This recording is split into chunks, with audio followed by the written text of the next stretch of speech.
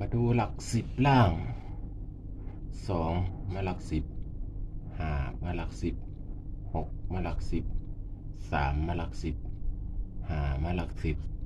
เจ็ดมาหลักสิบหกมาหลักสิบแปดมาหลักสิบสามมาหลักสิบสองมาหลักสิบห้ามาหลักสิบหนึ่งมาหลักสิบ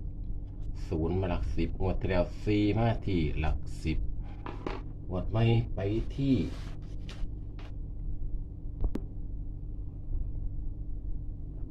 หกบวกสองเป็นแปด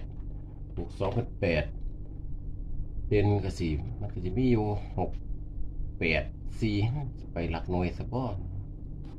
อันนี้เป็นล่างตัวเดียวส่วนนี้ไปได้ทั้งสิบทั้งหน่วยไปได้ทั้งสิบทั้งหน่วยมันนี่มาเบิ่งถ้าสมมติถ้ามันหน่อยตัวเขาเพิ่มแต้มไปทั้งตัวนี้ได้หกกับแปดนะเพิ่มแต้มไปอยู่เป็นเก้าสิมา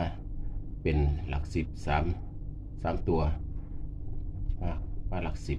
เดินเงานะเด่นนี่นะที่แอดว่ามันจะไปน่าจะไปหลักหน่วยเอานะว่าแอดจะไปครูไปมันก็มีสี่แปดนะ